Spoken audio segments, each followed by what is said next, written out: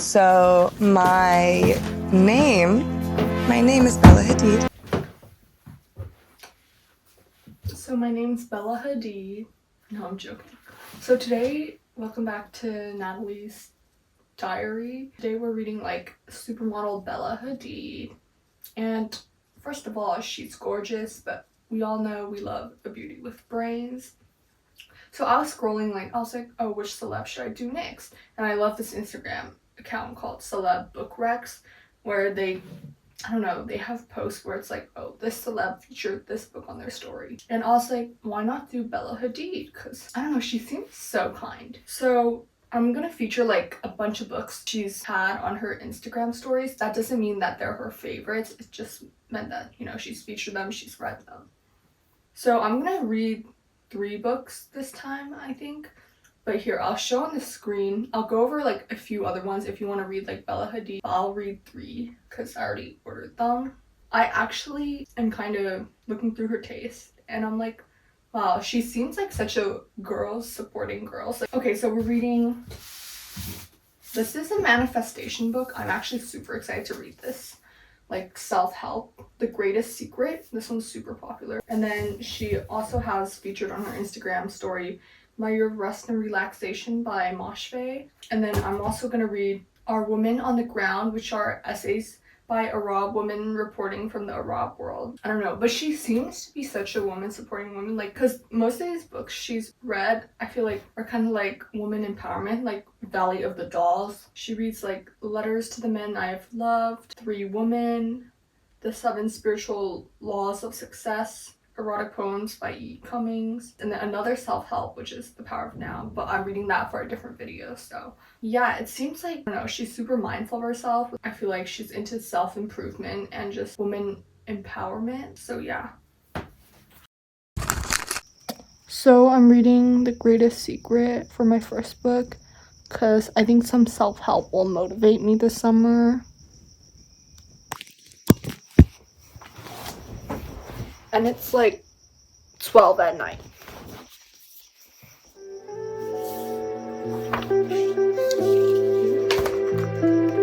It's giving like National Treasure.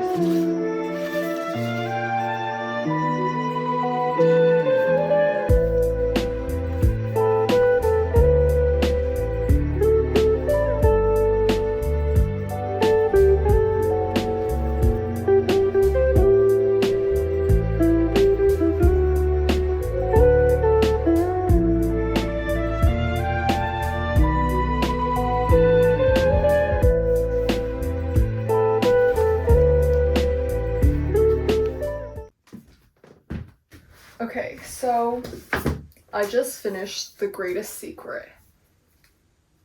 And I'd say it's pretty good for someone who's going through like rough times, you know what I mean? So if you don't want to read it, I will break down all the essential parts of this self-help book. I heard this was a very popular book back in like the 2000s. That's what someone told me. Okay, so it's broken into 12 chapters and it's like, well, the title is The Greatest Secret. But like, what is the secret? Well, let me break this down if you don't want to read it. Here are my key takeaways. So we start in chapter 1 and it's called Hidden in Plain Sight. And I took this quote out. We suffer, it's because we've believed something about ourselves that isn't true. So we're essentially bogged down by false ideas. For example, like life is too short. Kind of like negative ideas that are limiting you. You know what I mean? And we always like can't find happiness in material objects because it's not permanent. The only way to find lasting permanent happiness is to find out who you really are, because your true nature is happiness. I also heard like one time I just overheard a conversation and someone's like, the reason why experiences are better than material objects is because material objects, most of the time you buy the object and then after you get like short-term happiness. But for experiences, you kind of have the anticipation up to that trip, and then you have the actual trip, and then you have memories to look back on. So that's kind of like longer time of like happiness. Okay, back to what I was saying. Like, obviously, take this with a grain of salt. Like, most of the stuff I'm taking is out of context. For full effect, you should probably read the book. Okay, so then we get on to chapter 2, which is the greatest secret revealed, right? It's often like back to this idea that, negative thoughts. So you consider yourself your body, but we have a car, yet we do not consider ourselves the car. Like, we don't call ourselves the car. Like, the car is a tool. But like, basically the book is trying to separate like you from like your physical, like emotional state. Like, I am mad, like it is not you. Like, here, let me get into this. So like, if you don't consider the car you know what I mean? Like, you're going places, but the car is not you, even though you're in the car is a tool, then you should treat your body the same way. It is a tool. So one day your body will come to an end, but you will not. Kind of like the car, you will get out of the car at the destination, but like, you still continue on. And the voice in your head is not you. They're your mind. And mind is thoughts which come and go, but you're here forever. For example, like, thoughts make you frustrated, and frustration comes and goes. Oh, essentially, the misidentification of realizing your true self is your true self. So I guess, like, self-awareness.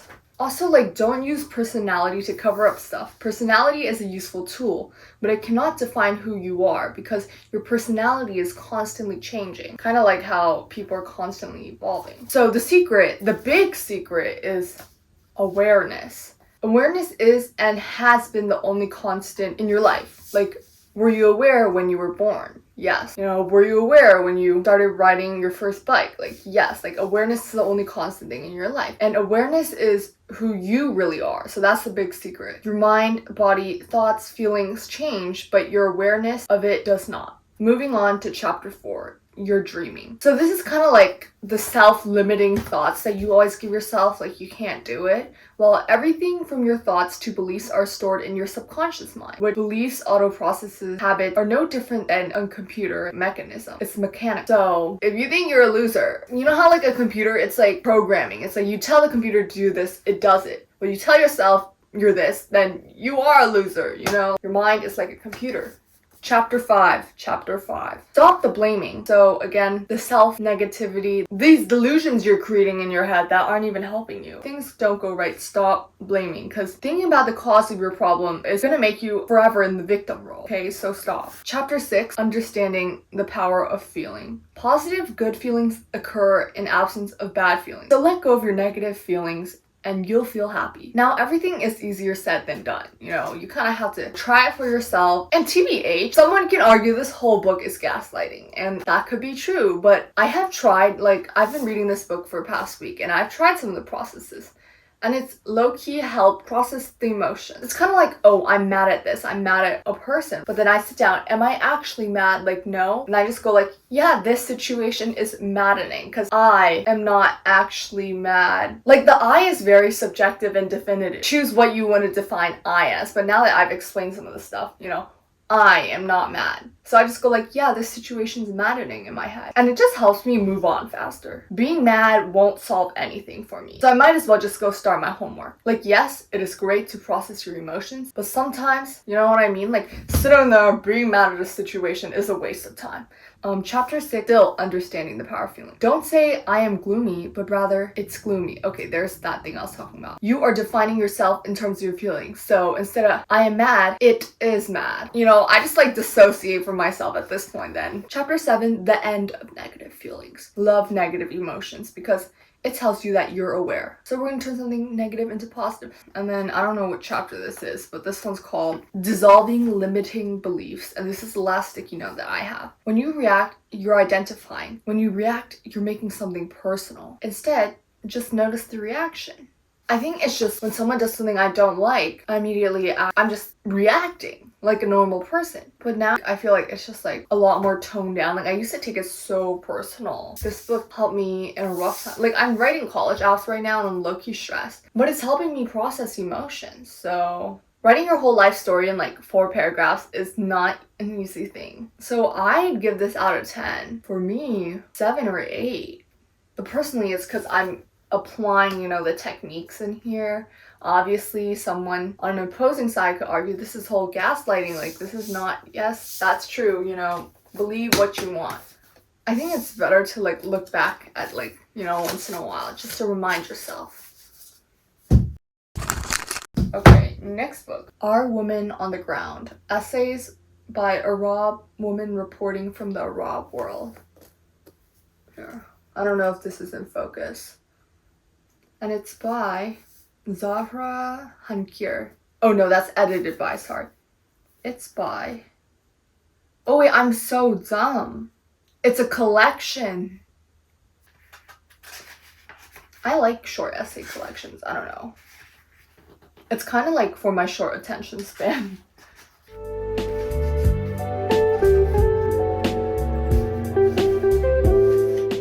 Okay, so it's split into like 5 different sections. Like 1, 2, 3, 4, and 5. So it's split into remembrances, crossfire, resilience, exile, and transition, with the foreword by Christiane Amanpour. Sorry if I look like a bum. It's just like I finally turned on the AC in my room. It's literally like heat advisory warning. I'm reading Our Woman on the Ground, right? This one writing was called What Normal? Like there's no normal.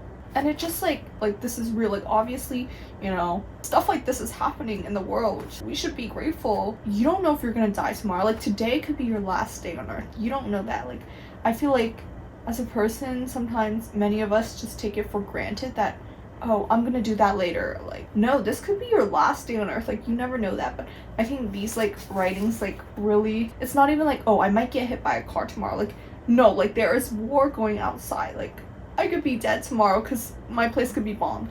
Let me read this one. The instructions he received from his senior commanders were clear. If he didn't go, he'd be punished. He knew he was marching towards death.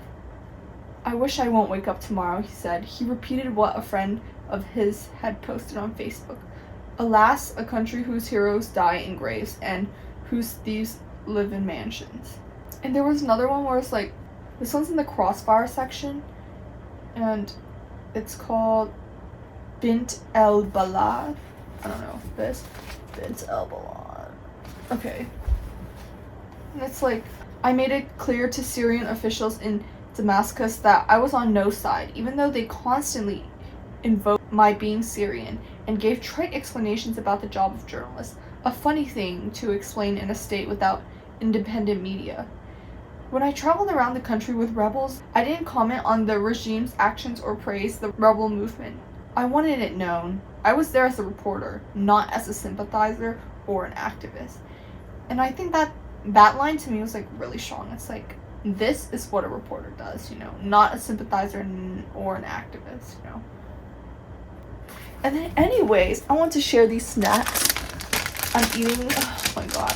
Like whenever I read, I just gotta eat. I don't know what my problem is, but these are like, I love Sumiko Garashi. Here, hopefully this is focusing. And they're like these grape jellies right here. Here, let me show you. They're so cute. It's like the bear, yeah.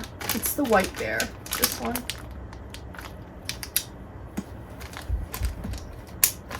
And I got these grape, like, sour strips, I guess. I don't know. My friend Nicole, like, went to Japan and got these back for me. She gave me these the other day. Like, they're like this.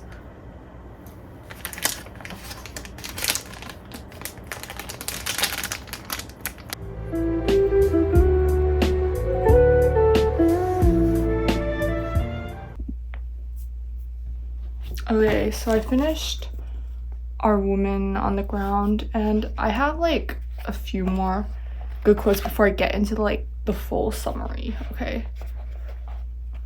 And I feel like, okay, there was this one quote where I feel like it's still very relevant today. It's, you know how like when you go to the subway, you know how girls would wear like bigger t-shirts over their actual outfit because they're scared of getting harassed?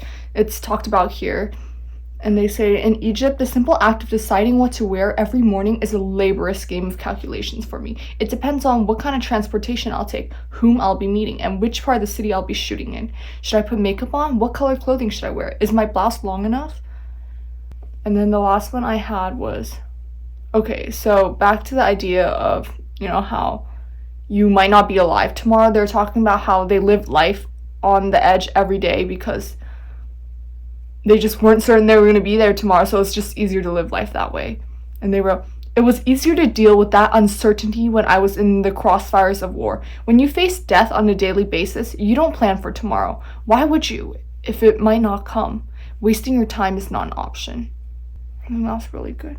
But for my summary, or like review, I'd give this one, okay, I know I had an out of 10 scale, but Goodreads does out of 5, so like mentally, as a Goodreads user, 3 out of 5. So, I have my notes written here. So obviously, like, trigger warning for things like misogyny, death, genocide, violence, rape, torture, and loss of home, which is pretty serious. So don't read this if you're not comfortable with that. But I just feel like, this was a bit on the Western side. I don't know, it felt quite Western, but like I think it was really nice because it was like kind of first-hand accounts. But I think the reason why I gave it a 3 out of 5 was because of the formatting. Obviously, not like formatting, but like because it's short stories, but they're talking about such dense and like heavy topics such as like, you know, misogyny, death, genocide, like war. Like you can't fit that into 10 pages. Like there are huge issues tied into 10 pages, and I feel like it's harder to grasp because it's like I'm just getting in. Like, you know how you get into a story, like the first 10 pages you're getting in, like you're setting the scene, but like this is just like bam, 10 pages and you're done. But like I kind of need more. Like I wish there was more so I could be more informed, you know. I saw this one quote on Goodreads of a user saying how one book club member, and I think this sums it up really well. They wrote, "It's always shocking to me how little we know when we go in and invade places." And I think that summed up, like, after reading this. I need to cut this and put it in the front. Trigger warning, suicide, depression type. Guys, I'm on the 3rd book, My Year of Rest and Relaxation. But do you recognize this shirt? I thought it was a, oh my god, not the mess in the back. I thought it was a perfect time to wear my Latvona shirt. If you don't know Latvona, it's another book that Otessa Moshfegh wrote. Her newest one, like, came out last year, I think. Yeah, but I have the shirt, and she's making her debut. I'm sorry if you don't care, but I do. Okay, can we just appreciate the bloomers? It's so cute with the Latvona t-shirt.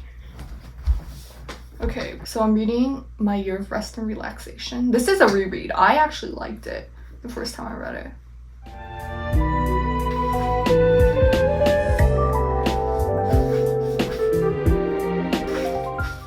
Okay guys, so I finished this, and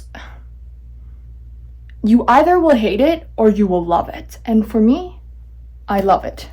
4 out of 5 from me, and there's a reason why I give it a 4 out of 5. Like, it's honestly no plot, just vibes type of book, but like negative vibes in like the fucking best way possible. Like, let me explain this better. Okay, it's like boring, but like good kind of boring. It essentially follows the female main character, and she's what, young, thin, pretty, white, basically privileged, but she's fucking ungrateful. Like, she's insufferable because she just like doesn't realize how much privilege she has. And essentially she's like sick of life, and she goes, you know, she's like, what if I just knocked out for like quite a few years? Like, what if I didn't have to live? And like, I feel like the reason why many people like this is because you kind of see like pieces of yourself, like yourself in her, like at least for me personally. I could see some of my thinking in some of the dialogue that Moshfegh has written. It's like, I'm not suicidal, but I wouldn't mind dying. Oh my god. Sorry, my hair just won't stay. It's like I need to get it cut. But, or it's like, I wouldn't mind taking a 3-week nap. Like, girl, you're missing out on like 3 weeks of life. Like, okay, trigger warning, like suicide. Okay, before I get, but there was one quote specifically, like, for me personally, sleep is escapism. Like, I'm not thinking during that time, but it's like, oh, sleep. Nothing else could ever bring me such pleasure, such freedom, the power to feel and move and think and imagine, safe from the miseries of my waking consciousness. I don't know about you, but that's how I feel about sleep. Because sleep, you just can't feel anything because you're not like actively consciously thinking. So either you will love it or you will hate it. Let me know. But I loved it. And it's a TikTok, I guess I kind of can see why it's TikTok sensation, TBH. Like, half the people on that app are depressed. Okay guys, me and Miffy are here to rank the books. Right here. Okay. I think My Year of Rest and Relaxation is number 1. I just really liked it because it was like kind of nice to be self-aware that I have problematic thoughts that I should not be having.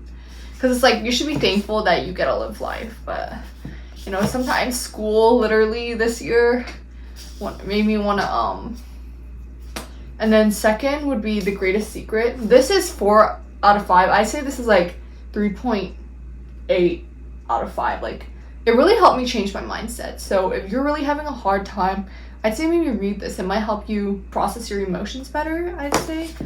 You know, be less stress-free. And then this one, I'd give it like 3.1.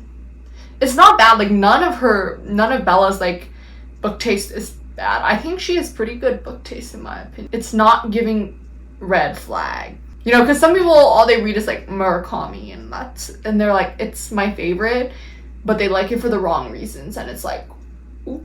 But yeah, I think she has pretty good variety, like looking through her entire taste. Miffy and Natalie approved. But thanks for watching, and let me know who I should do next. Yeah.